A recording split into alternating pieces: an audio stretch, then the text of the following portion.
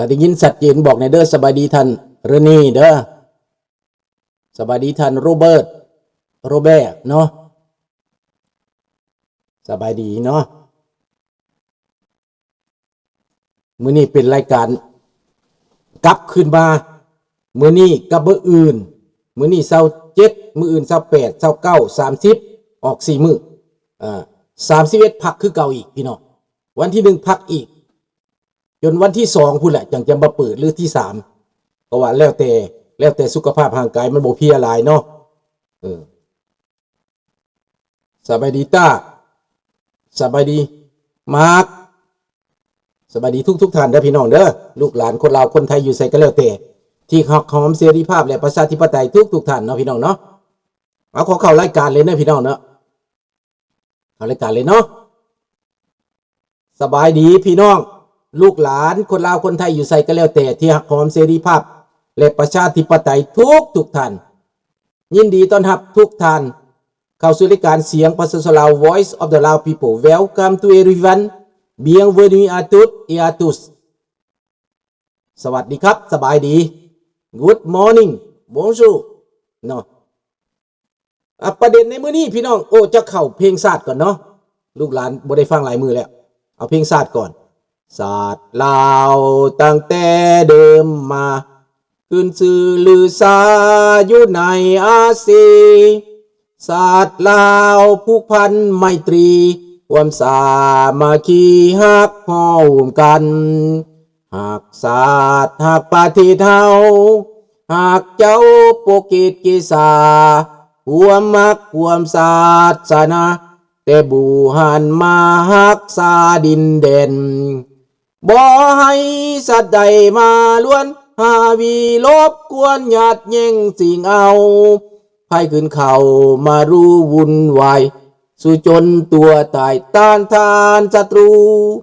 สวยเสื้อจูเลือดเนื้อเสื้อเผาพื้นผู้กูเอาบานเท่าถูกกันเอาขอบใจเด้อพี่น้องเด้อพี่น้องประเด็นในมื้อนี้ก็แม่นประเด็นบอกว่าประเด็นมื้อนี้แม่นประเด็นเรื่องรัสเซียเรื่องยูเครนจะเข้าก่อนเนาะต่อมาแล้วก็จะเว้าเรื่องเขมรลาวไทยสภาพการปัจจุบันนี้อยู่หม้องใดพวกท่านอาจจะเดาบ่ได้อาจจะบ่ฮู้จักสภาพการที่มันกำลังเกิดขึ้นเพราะว่าข่าวแต่ละช่องแต่ละอันนั้นเขาก็ข่าวไปทางของเขาเขาบ่ได้เว้าตามความจริงเขาก็บิดเบือนเพื่อผลประโยชน์ของเขา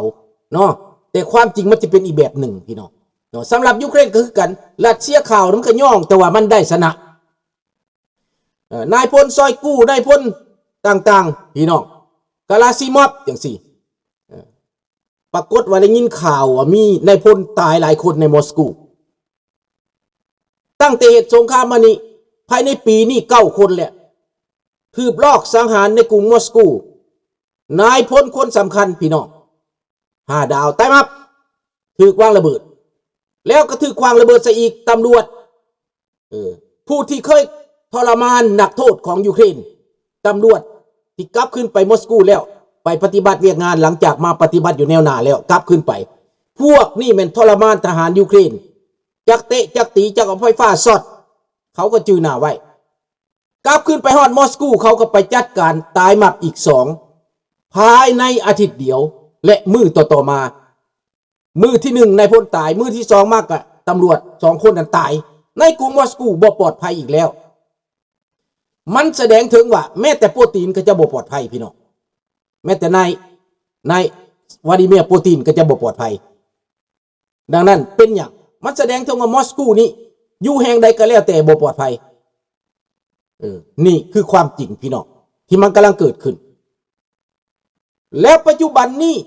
ยูเครนสามารถส่งโดรนไปทำลายมอสโกแม้แต่ปัจจุบันนี้คืนนี้นะกำลังส่งไปนี่300 กว่าโดรนจัดการมอสโกลุกเป็นไฟพี่น้อง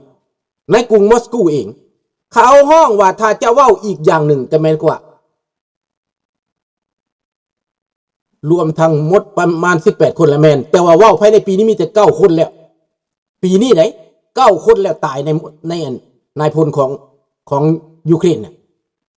ภายในปีเดียว พี่น้องในปัจจุบันนี้คนตายเอาแท้เอาว่าอยู่ในกรุงมอสโกหั่นน่ะจักตายอึดตายอยากจักตายหิวจักตายหนาวไฟฟ้ากับปิดไฟฟ้ากับบาดปืดบาดบอกกระจายไฟบ่ทั่วถึงเศรษฐกิจก็ฝืดเคืองนายโปตีนนี้กำลังอยู่ในแบบว่าเวรกรรมตามสนองพี่น้องเวรกรรมตามสนองอย่าฆ่าเพิ่นตัวตายผู้ใดสร้างกรรมผู้ใดสร้างเวรผู้นั้นก็รับกรรมไปช้ามันกำลังทำคนรัสเซียเริ่มบ่เชื่อแล้วเริ่มบ่มั่นใจน้ำผู้นำของเขาแล้วนายกาลาซิมอฟกับนายซอยกูนั่นก็ตัวโปรตีนนั่นว่ายึดโปรกอบได้แล้วยึดเรียงได้แล้วเห็นบ่แต่ว่าในระยะนั้นตอนที่อเมริกาบีบยูเครนนั้น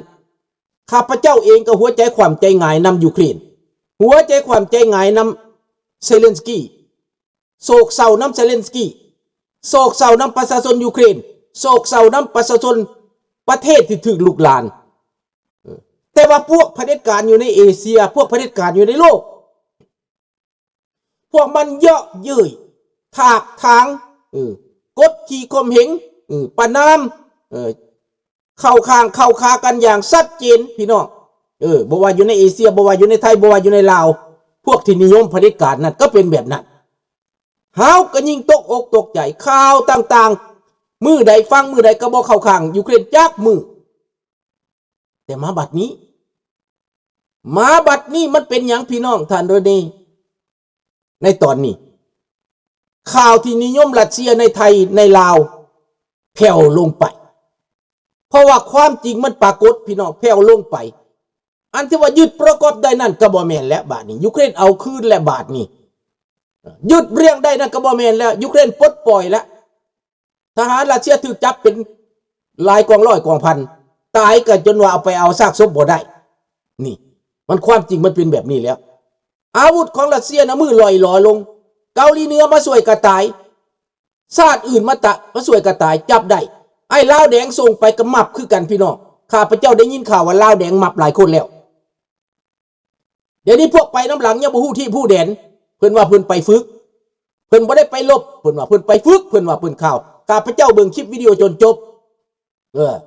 เพิ่นว่าเพิ่นไปฝึกขนาดว่าคนไปเหตุงานเขายังไล่จับเอาไปตีศึกเจ้าทหารเขาสิบ่ส่งไปหลบวะเขาส่งไปหลบแน่นอนพี่น้องเน้นบ่ล่ะแต่บักทองรุ่นมันขี้ตัวพี่น้องมันขี้ตัวมันบ่บอกความจริงมันหลอกว่าไปฝึกไปเฮียนทหารต้องไปใส่หนี้ให้บักทองรุ่นบักแก้วหัวขอดอันนี้ใส่หนี้ให้บักใส่สมพรพวกที่อยู่ในอำนาจนี้อันนี้แหละแม่นความจริงที่ลูกหลานจะต้องเฮียนฮู้พวกคนลาวที่อยู่ในประเทศลาวนั้นเขาปิดหูบังตาความจริงบ่ค่อยฮู้ปานใดดอกเขาจะบอกตั้งแต่ข่าวโจมตีอเมริกาด่าอเมริกาว่าอเมริกาเป็นจังซั่นอเมริกาเป็นจังซี่ฝ่ายตะวันตกเป็นจังซั่นเป็นจังซี่ว่าลาวนอกเป็นจังซั่นจังซี่โฆษณาทับถมใส่ให้ป้ายสีมาตลอดบ่แล้วบ่จบจักเถื่อ50 ปีที่พวกเขาจากมามันก็บ่จบ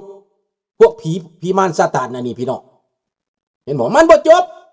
มันบ่มีสิทางความถูกต้องปรองดองมันบ่มีข้าพเจ้าบ่เห็นจุดใดมันสิเฮ็ดรัฐบาลบักทองรุ่นนี่บ่มีทางข้าบักทองรุ่นบ่ตายไปบ่แล้วดอกพี่น้องต้องเป็นมันตายบักนี้น่ะข้าพเจ้าสาบแช่งให้มันตายไวๆเท่านั้นประเทศลาวจังสิดีขึ้นมันยังสิกว้างไกลไปเต็กมันยังสิบีบบังคับไปเต็กแล้วพี่น้องเห็นบอกการสร้างขัวสร้างขัวระหว่างลาวกับไทยนี่สร้างบ่หยุดบ่ยั้งสร้างเรื่อยๆขัวสร้างเรื่อยๆอ้าวลูกสุธราบ่ดีบ่สร้างขัวดีครับดี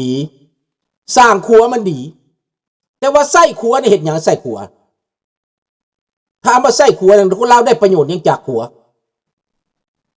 จะต้องเบิ่งได้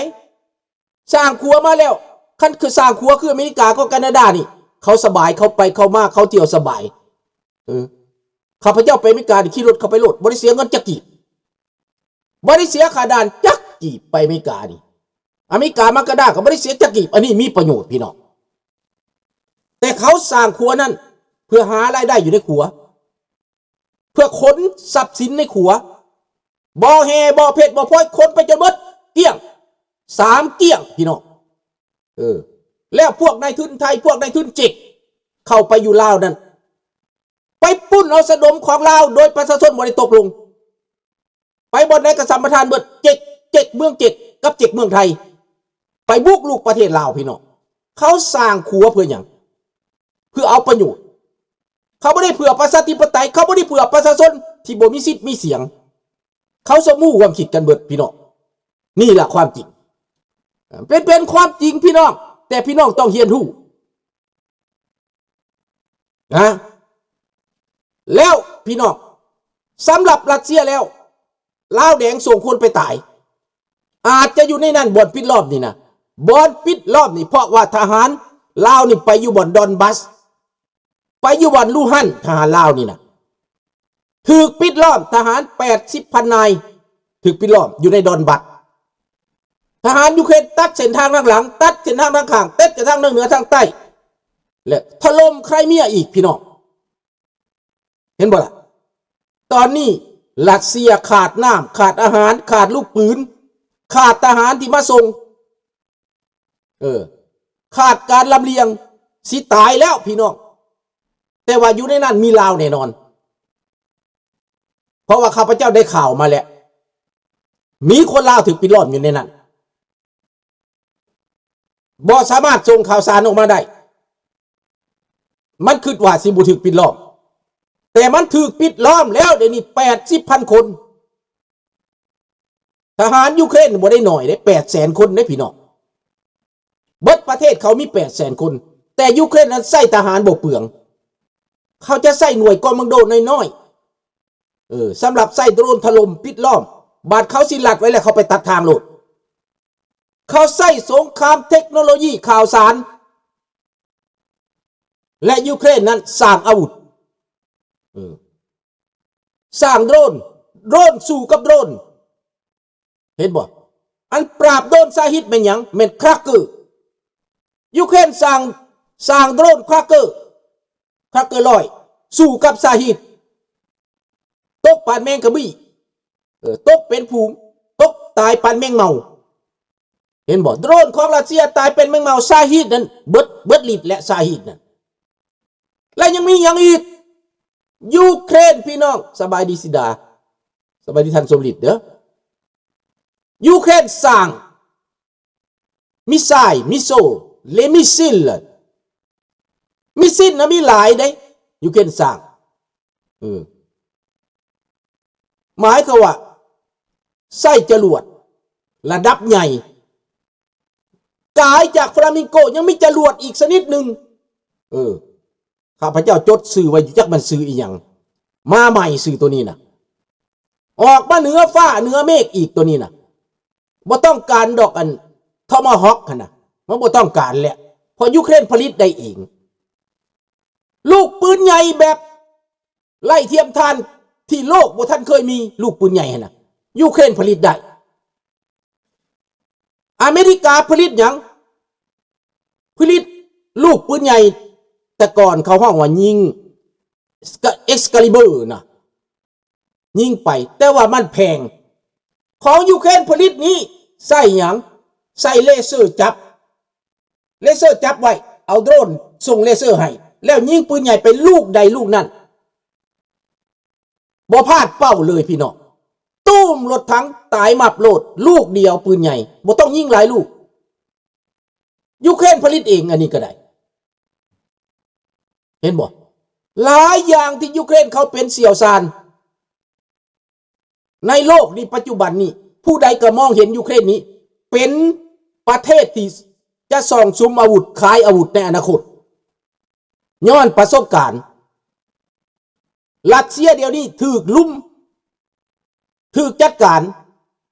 แต่ก่อนยูเครนนั่งท่ารอท่าว่ามันสิมาแล้วชาฮีดมันสิมาแล้วเอสกาลันสแกนเดอร์นี่นะมันสิมาแล้วรอท่าแต่ปกป้องเอาปฏิวัติมากับปกป้องบ่ไหวมันหลายพูด